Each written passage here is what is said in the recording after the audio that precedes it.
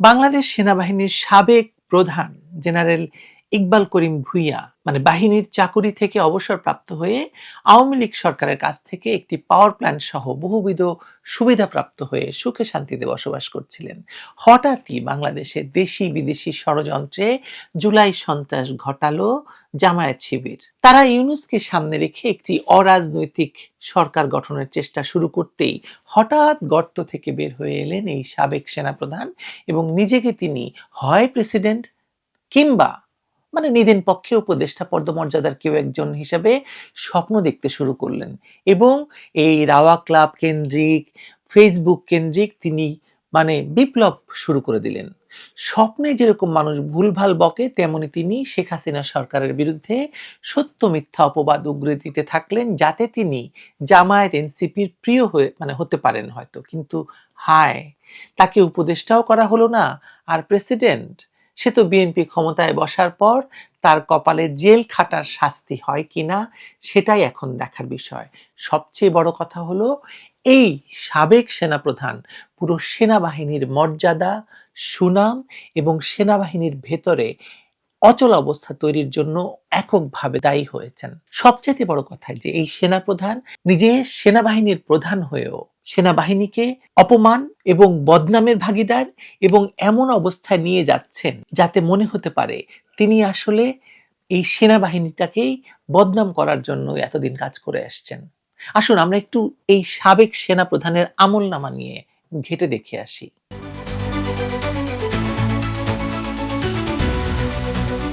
General Iqbal করিম ভূঁইয়া, যিনি IKB নামে অধিক পরিচিত, তার এখন আম ছালা দুই হারানোর দশা। তিনি একসময় দেশের সবচেয়ে শক্তিশালী সামরিক বাহিনীর প্রধান ছিলেন। তিনি আজ আদালতের কাঠগড়ায় দাঁড়িয়ে নিজেরই সহকর্মীদের বিরুদ্ধে দেওয়া সাক্ষ্যের জেরায় নিজের অতীতের কুকীর্তির কারণে প্রশ্নবিদ্ধ। তার রাজনৈতিক স্বপ্ন যেমন ভেঙে চুরমার হয়ে গেছে, তেমনি তার অতীতের কর্মকাণ্ডের দায়ও এখন তার পিছু ছাড়ছে না। তিনি যেমন ক্ষমতার রাজনীতিতে ঠাঁই পাননি, তেমনি আইনের রাজনীতিতেও এখন তার অবস্থা খুবই সংকটাপন্ন। 2024 সালের জুলাইয়ের সন্ত্রাসের পর দেশে যে অস্থিরতা তৈরি হয়, তাতে ইউনূসকে সামনে রেখে গঠিত অন্তর্বর্তী সরকারের প্রতি সমর্থন জানিয়ে আইকেবি নিজেকে রাজনৈতিকভাবে পুনর্বাসিত করার চেষ্টা করেন, কিন্তু তার এই চেষ্টা ব্যর্থ হয়। তিনি প্রত্যাশা করেছিলেন হয়তো উপদেষ্টা কিংবা রাষ্ট্রপতির পদে তাকে বসানো হবে বা তিনি সুযোগ পাবেন, কিন্তু বাস্তবতা হলো তাকে কোনো গুরুত্বপূর্ণ পদেই বসানো হয়নি, বরং তাকে ব্যবহার করা হয়েছে একটি বিশেষ রাজনৈতিক এজেন্ডা বাস্তবায়নের সাক্ষী হিসাবে, যেখানে তিনি নিজেই এখন আইনি জটিলতায় পড়েছেন। আন্তর্জাতিক অপরাধ ট্রাইব্যুনালে তার সাক্ষ্য এবং পরবর্তী জেরায় উঠে এসেছে তার অতীতের নানা কুকীর্তি। জলসিঁড়ি নামক সেনাবাহিনীর আবাসন প্রকল্পের মাধ্যমে গ্রামবাসীদের জমি জোরপূর্বক অধিগ্রহণ, যেখানে 3 জন গ্রামবাসীর মৃত্যু ঘটেছিল বলে অভিযোগ রয়েছে, এবং এরপরও কেন বিচার না করার ঘটনায় তার ভূমিকা স্পষ্ট প্রশ্নবিদ্ধ হবে না, তিনি আসলে এই প্রশ্নের উত্তর দিতে পারছেন না। তিনি স্বীকার করেছেন প্রকল্পের প্রধান ছিলেন তিনি, কিন্তু মৃত্যুর দায় তিনি নেবেন না, তিনি এড়িয়ে গেছেন। ট্রাইব্যুনালের চেয়ারম্যানের সরাসরি ভৎসনা ছিল এই ব্যাপারে। তিনি বলেছেন, আপনি উত্তর পাড়ার এক্সপার্ট আর আমরা দক্ষিণ পাড়ার এক্সপার্ট। এই মন্তব্য তার সাক্ষ্যের বিশ্বাসযোগ্যতাকে আসলে প্রশ্নবিদ্ধ করে দিয়েছে। তার সাক্ষ্যে উঠে এসেছে সেনাবাহিনীর মধ্যে বিচার বহির্ভূত হত্যাকাণ্ড, গুম, দুর্নীতি এবং ক্ষমতার অপব্যবহারের নানা চিত্র। তিনি স্বীকার করেছেন র্যাবে ডেপুটেশনে থাকাকালে সেনা কর্মকর্তারা টাকার বিনিময়ে মানুষ হত্যা করেছে, কিন্তু তিনি কোনো ব্যবস্থা নেননি। এমনকি তিনি জানান যে ডিজিএফআই এর সদর দপ্তরে ভারতীয় গোয়েন্দা সংস্থা রয়ের অফিস ছিল, কিন্তু তিনি তদন্ত করেননি। ভাবুন একবার ব্যাপারটা। সবচেয়ে বড় কথা, তার আমলে আয়নাঘর এবং এই গুমের লোকেরা তার আমলেও এই আয়নাঘরে বন্দী ছিল, কিন্তু তিনি কিছু করেননি। এখন তিনি এসে আয়নাঘর নিয়ে কথা বলছেন, কারণ সব দোষ তিনি শেখ হাসিনার ঘাড়ে চাপাতে চান। তিনি ছিলেন তাহলে পুতুল, তিনি তাহলে এই পুতুল সেনাপ্রধান কি করেছেন? সেনাবাহিনীর না এত ক্ষমতা? এসব স্বীকারোক্তি তার নেতৃত্বের ব্যর্থতা এবং দায় এড়ানোর মানসিকতাকে উন্মোচিত করছে। তার বিরুদ্ধে উঠেছে সহকর্মীদের ফাঁসানোর অভিযোগও। তিনি এমন ভাবে কথা বলছেন যে তিনি হাঁসের মতো।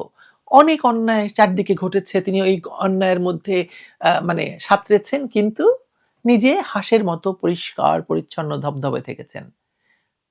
জেনারেল জিয়াউল হাসানের মামলায় তিনি যে সাক্ষ্য দিয়েছেন তাতে তিনি নিজের নাম এড়িয়ে, নিজের দায় এড়িয়ে সব দোষ চাপিয়েছেন জিয়াউল হাসানের উপর। কিন্তু জেরার মুখে তার বক্তব্যের অসঙ্গতি এবং পরস্পর বিরোধী তথ্য তাকে আরো বিপদে ফেলছে। আদালতের সতর্কবাণী, এটা সর্বোচ্চ আদালত, আপনারও ক্ষতি হতে পারে। এই বার্তা দিচ্ছে যে তিনি শুধু সাক্ষী নন, ভবিষ্যতে আসামিও হতে পারেন এবং তাকে আসামি করতেই হবে। আদালত তাকে আসামি কেন করছে না এই প্রশ্ন রেখে আমি আবারও বলছি যে আইকেবির এই অবস্থা কেবল তার ব্যক্তিগত পতন নয়, এটি বাংলাদেশের সামরিক বাহিনীর রাজনৈতিক এবং অর্থনৈতিক অব্যবস্থার প্রতিচ্ছবি। তিনি যখন সেনাপ্রধান ছিলেন তখন সেনাবাহিনীকে একটি বাণিজ্যিক কর্পোরেট প্রতিষ্ঠানে পরিণত করার যে প্রক্রিয়া শুরু হয় তারই ফল আজকের এই নৈরাজ্য। ব্যাংক, বিমা, আবাসন, শিল্প কাঠামো অবকাঠামো সবখানেই সেনাবাহিনীর হাত, কিন্তু জবাবদিহিতা নেই। এবং বাংলাদেশের ক্ষমতা কাঠামো, আমরা জানি যে বাংলাদেশে কিংস রাজা কে হবে সেটা নির্ধারণ করে সেনাবাহিনী আর বিউরোক্রেসি। সো আইকেবি এটার থেকে তো নিজেকে সরাতে পারবেন না। আইকেবি সেই প্রক্রিয়ার সুবিধাভোগী ছিলেন, আজ সেই প্রক্রিয়ার তিনি অস্বীকার করছেন, কিন্তু সেই প্রক্রিয়ায় তাকে যেতেই হবে। তিনি যে রাজনৈতিক স্বপ্ন দেখেছিলেন তা এখন দুঃস্বপ্নে পরিণত হয়েছে। বিএনপি ক্ষমতায় এলে তিনি হয়তো রাষ্ট্রপতি হতে পারতেন, কিন্তু তার নিজের অতীতের কর্মকাণ্ড এখন তার পথের কাঁটা। তিনি যদি আদালতে দেওয়া তার সাক্ষ্যের কারণে জিয়াউল হাসানকে ফাঁসিয়ে থাকেন, তবে তাকেও আইনের আওতায় আনার দাবি উঠেছে, উঠবে এবং আমিও করছি। কারণ তিনি যে অভিযোগগুলো করেছেন তার বেশিরভাগই তার নিজের দায় এড়ানোর অজুহাত মাত্র। তিনি এই দায় থেকে সরে জিয়াউল হাসানকে ফাঁসাতে চাইছেন, ফাঁসির দড়ি জিয়াউল হাসানকে পড়াতে চাইছেন তিনি। কি পরিমাণ ভিন্ডিকটিভ হতে পারে যে একজন নির্দেশদাতা, যদি এরকম ঘটনা ঘটে থাকে তাহলে উনি তো নির্দেশদাতা হিসেবে এর শাস্তি পাবেন।